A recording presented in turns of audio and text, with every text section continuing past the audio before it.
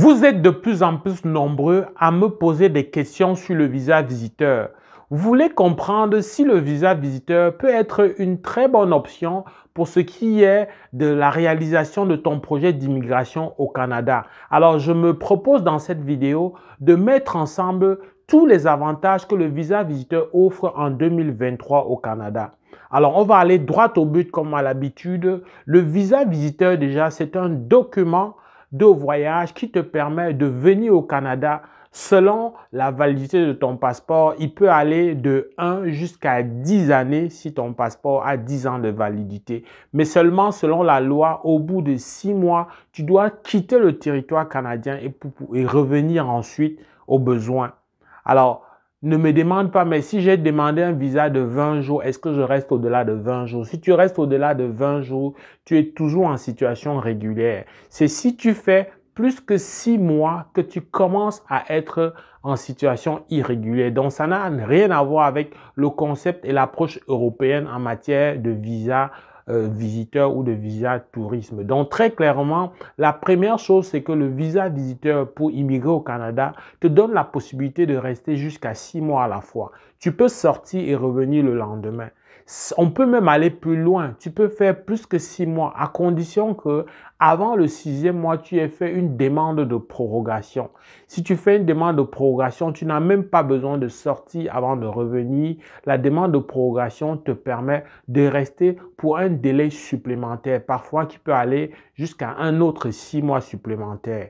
Alors, je te dis, comme je te dis souvent, les délais de traitement, ça évolue beaucoup. Sur le site de IRCC, les délais de traitement de la prorogation, c'est 5 mois. Je l'ai d'ailleurs dit à plusieurs clients. Seulement, depuis 2 semaines, les 2 dernières semaines, il y a 3 cas de prorogation de visa visiteur qui ont été traités pour certains en 4 semaines, pour d'autres en 5 semaines. Donc, voilà la tendance. La tendance est donc désormais à un traitement rapide. Et ça, cette tendance, plus on va s'éloigner de la pandémie, l'ensemble des procédures vont connaître un délai beaucoup plus intéressant. Donc, il y aura un certain rattrapage. Mais en tout cas, pour ce qui est du cas du visa visiteur, tu vois que ça te permet de rester dans ce cas-là au-delà de 6 mois.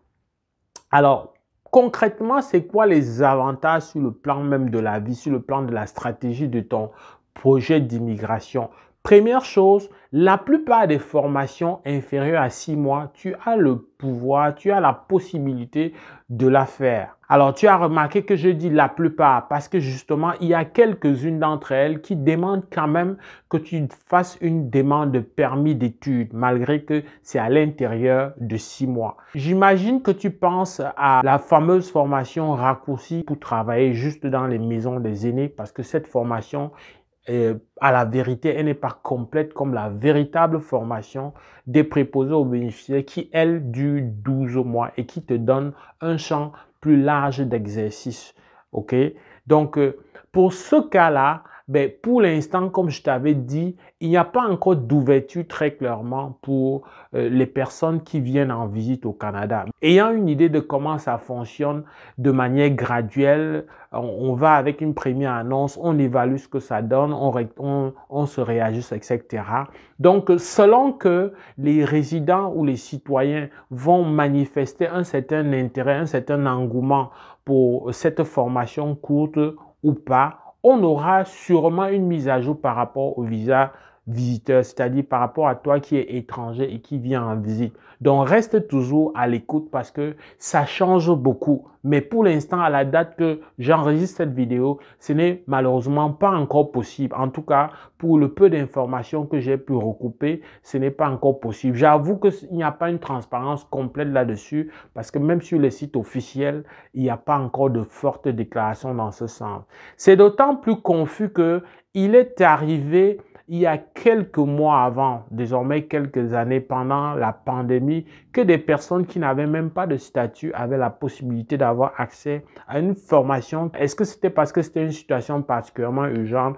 Peut-être, mais j'estime que celle-ci aussi est aussi urgente parce que la réussite du nouveau plan de santé, de la nouvelle loi sur la santé qui tarde à être mise sur pied depuis plus de 2 décennies, elle repose essentiellement sur le fait de diminuer les heures supplémentaires obligatoires pour le personnel soignant. Donc, pour que ça se passe bien, il faut déjà que quelque part, notamment dans l'échelle des préposés aux bénéficiaires, qu'il y ait suffisamment de personnel pour que cette mesure-là connaisse ses premières réussites et que la population soit rassurée sur le plan de la prise en charge sanitaire. Mais aussi, depuis 28 février 2023, il y a donc cette prorogation qui veut que, avec un visa visiteur, c'est-à-dire en visite au Canada, tu puisses décrocher un contrat de travail et pouvoir changer de statut sans même avoir besoin de quitter le territoire, juste un changement de statut. Ça, c'est une réalité, c'est quelque chose qui fait. C'est très clairement un avantage. C'est un avantage qui te permet donc finalement de devenir travailleur et donc d'aspirer à modifier le statut. Et si, chemin faisant, tu as un bon niveau, tu as des capacités dans un bon domaine ou même tu as un très bon âge, tu peux finalement te faire une belle cagnotte qui va te permettre de switcher, c'est-à-dire voilà, d'aller peut-être vers un permis d'études à la fin de ton contrat ou alors d'envisager différemment ton projet d'immigration. En tout cas, ça vient te donner ce qu'on appelle de l'expérience sur le sol canadien, autant au Québec qu'en dehors du Québec.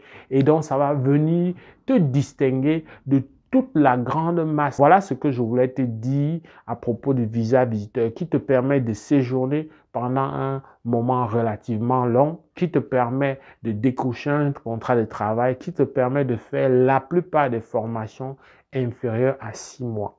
Si cette vidéo t'a plu, like, fais savoir au plus grand nombre. Au plaisir de te retrouver dans le cadre d'une prochaine vidéo. Porte-toi bien. Boula!